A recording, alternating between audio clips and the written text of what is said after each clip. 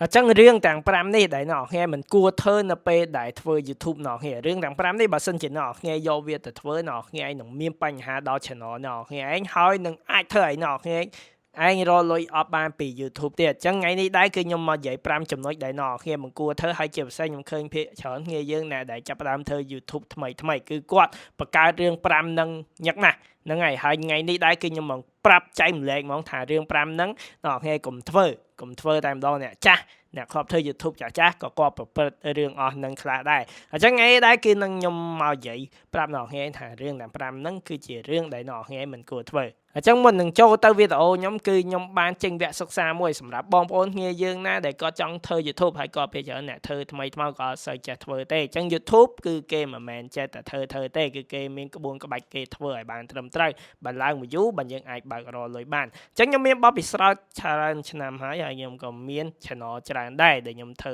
បានបើករកលុយនោះអ្នកថ្ងៃមើល channel ខ្ញុំនេះផ្ទាល់ដែលខ្ញុំអាចខ្ញុំថតវីដេអូបង្ហាញអ្នកថ្ងៃថាខ្ញុំរកលុយបានប្រហែលខ្លះពី channel នីមួយអញ្ចឹងខ្ញុំមានបទពិសោធន៍ច្រើនហើយខ្ញុំក៏បានចេញវគ្គសិក្សាមួយដែលបរិញ្ញាបងប្អូនធ្វើ YouTube ឲ្យបានត្រឹមត្រូវគឺខ្ញុំនិយាយពីបទពិសោធន៍ខ្ញុំផ្ទាល់តែ YouTube គេធ្វើមិនខ្លះអ្វីខ្លះដែលអ្នកខ្ញុំគួរធ្វើអ្វីខ្លះដែលអ្នកខ្ញុំគួរធ្វើហើយនឹងកលិះសំខាន់ពីការរៀនការធ្វើ YouTube មួយហ្នឹងដើម្បីឲ្យបានឆាប់បាន view ហើយនឹងឆាប់បានបើករកលុយផងដែរចាំបើអ្នកខ្ញុំចង់រៀនអាចរៀនជាមួយខ្ញុំបានតាម QR មួយនេះក៏ប៉ុន្តែបញ្ជាក់សិនអ្នកខ្ញុំគឺខ្ញុំអត់ចែកដោយ free ទេគឺខ្ញុំបាទគឺគិតលុយអ្នកខ្ញុំបាទហើយបើអ្នកខ្ញុំមានសំណួរឬក៏បញ្ហា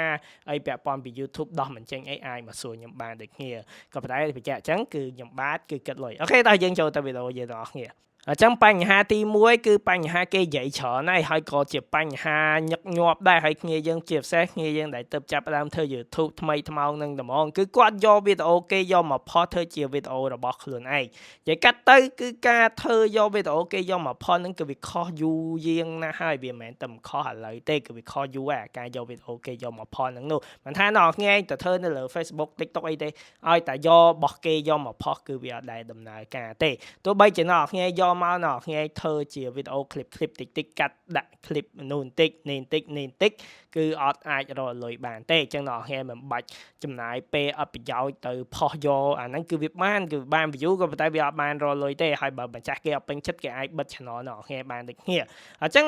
វិធីយកវីដេអូគេយកមកប្រើគឺបានអ្នកគ្នាគឺបានគ្រាន់តែថាយើងធ្វើបែបនិយាយពីព័ត៌មានឬក៏យើងចេញមតិយោបល់ឬបែបហាក់វែកញែកអញ្ចឹងណាធ្វើវីដេអូប្រភេទអញ្ចឹងនិយាយកាត់គឺយើងត្រូវនិយាយពី clip របស់គេមិនខ្លះមិនមែនយើងចេះយកវីដេអូគេយកមកផុសសុទ្ធយកមកអត់មាន edit អត់មានបញ្ចេញមតិយោបល់អត់មានចេញអីសោះទេអញ្ចឹងមិនអស់ថ្ងៃយកវីដេអូគេយកមកផុសហ្មងហើយឃើញបាន view ច្រើនគឺអត់អាចរកលុយបានទេគឺថ្ងៃមុខទៅគឺគេបិទ channel ណោះថ្ងៃអត់អាចរកលុយហើយណោះថ្ងៃបាទអញ្ចឹងការយកវីដេអូគេយកមកផុសហ្នឹងមិនថា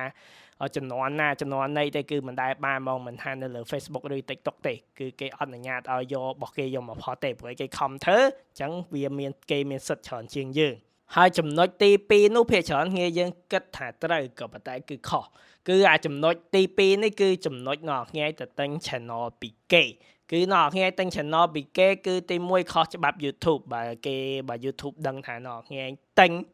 ខោលក់ដូរអញ្ចឹងគឺខុសច្បាប់អ្នកគ្នាបើ YouTube អត់អនុញ្ញាតឲ្យទេបើគេចាប់បានគេដឹងគឺគេនឹងវិន័យអ្នកគ្នាគេនឹងបិទ channel ហ្នឹងឬក៏គេបិទ monetize ឬក៏គេលុប channel ហ្នឹងចោលតែម្ដងអញ្ចឹងអាហ្នឹងគឺខុសអ្នកគ្នាបើមិនថាអ្នកគ្នាទិញ channel គេ 1k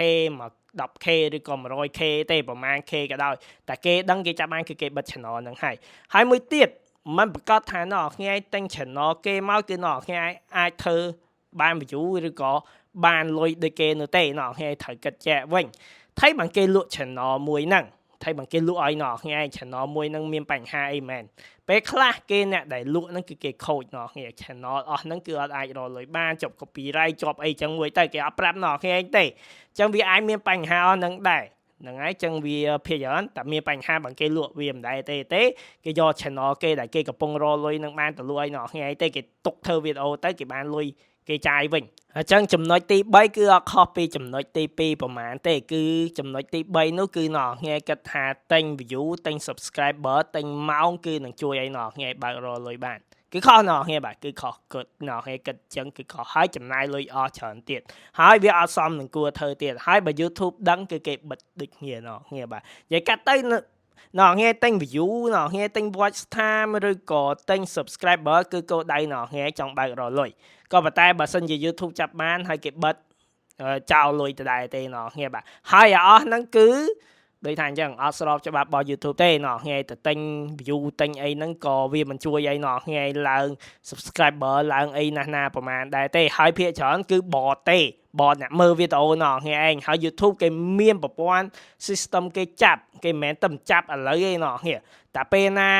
គេមើល channel ហ្នឹងស្រាប់ហើយ channel មួយហ្នឹងបើសិនជាតេផលវីដេអូបានតែ100 view ឬក៏កាំង view 0 view 2 3 view អញ្ចឹងតេឡើងទៅ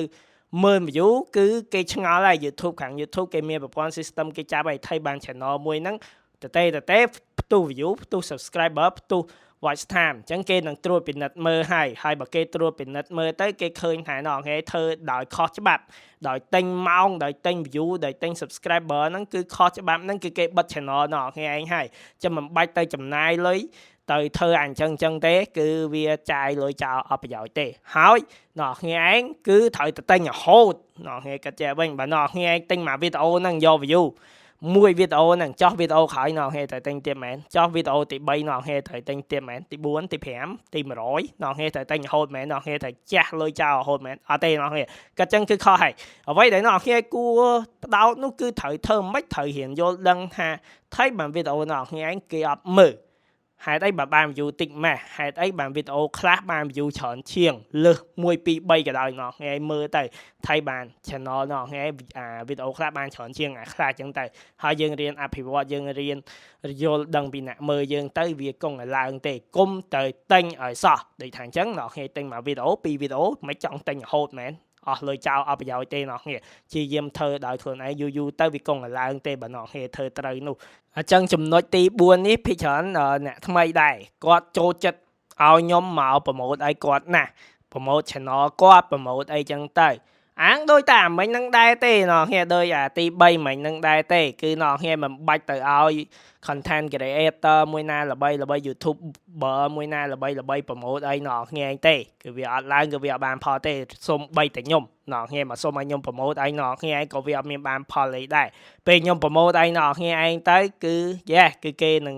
មានអ្នកទៅ subscribe គ្នាឯងប្រហែលប្រហែល100អ្នកឬអីចឹងទៅ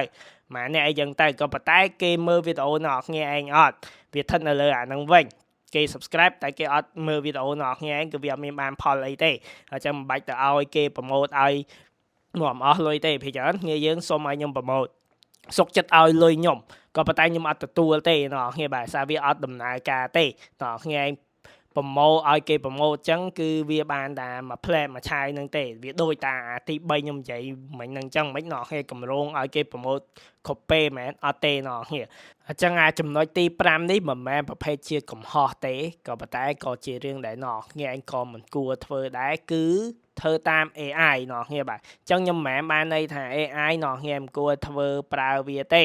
តែភាគច្រើនគ្នាយើងប្រកាសជាឃើញវីដេអូ AI ច្រើនណាស់ហ្នឹងហើយមានអ្នកគេធ្វើចម្រៀងមានអ្នកគេធ្វើបែបសាច់រឿងឬក៏គេធ្វើបែបអីមួយយ៉ាងផ្សេងអីចឹងទៅ AI មានច្រើនប្រភេទដែរអញ្ចឹងបញ្ហាទី5នឹងអីគេឲ្យ AI ហ្នឹងគឺគេធ្វើដោយមិនដឹងថាប្រភេទ AI ហ្នឹងគឺអាចរកលុយបាននៅលើ YouTube បានអត់វាមានប្រភេទ AI ដែលអាចរកលុយបានប្រភេទ AI មិនអាចរកលុយបានគឺគេហៅ AI slop គឺអត់អាចរកលុយបានទេអញ្ចឹង AI ដូចថាអញ្ចឹងប្រភេទ AI មានច្រើនណាស់ត្រូវឲ្យច្បាស់ថា AI ដែលគ្នាចង់ធ្វើវីដេអូ content ហ្នឹងគឺអាចរកលុយបានអត់បើគ្នាឯងធ្វើឡើងបាន view បានឡើងច្រើនហើយទៅស្នើសុំ YouTube បើករកលុយគេថាអត់បើកឲ្យឬក៏អត់តាមគោលការណ៍របស់ YouTube អីចឹងទៅអញ្ចឹងមិនមែនខ្ញុំមិនឲ្យគ្នាប្រើ AI ទេគាត់ថាបើគ្នាប្រើ AI គឺប្រើ AI មួយណាដែលគេអនុញ្ញាតឲ្យគ្នាបើករកលុយអញ្ចឹងវាមានខ្លះបើករកលុយខ្លះមិនមានបើករកលុយខ្ញុំមិនដឹងថាគ្នាប្រើ AI ប្រភេទមួយណាហើយប្រភេទ content បែបអ្វីទេក៏ប៉ុន្តែគ្នាយើងដែលទៅចាប់ផ្ដើមថ្មីនឹងដំងដែលខ្ញុំឃើញនិយមខាង AI គឺមើលសិនមើលថាប្រភេទ content AI គ្នាឯងធ្វើហ្នឹងវាអាចបើករកលុយបាននៅថ្ងៃមុខអត់ដោយសារ AI ឥឡូវហ្នឹងសពថ្ងៃហ្នឹងគឺឃើញថាដាច់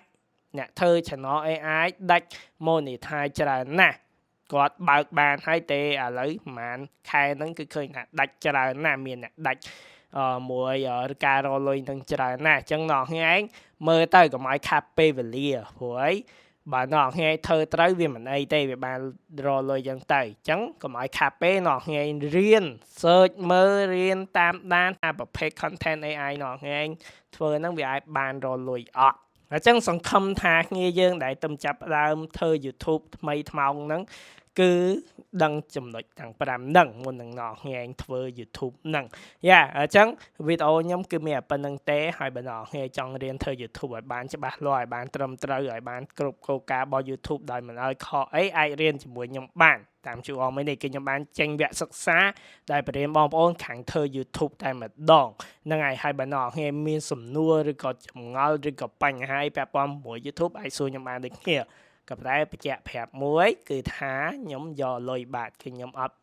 free ឲ្យអ្នកគ្នាបានទេអូខេចឹងថ្ងៃមានប៉ុណ្្នឹងទេអរគុណច្រើនអ្នកគ្នាបានមើលខ្ញុំជួបជាមួយនៅវីដេអូផ្សេងទៀតបាទបាយបាយអ្នកគ្នាបាទ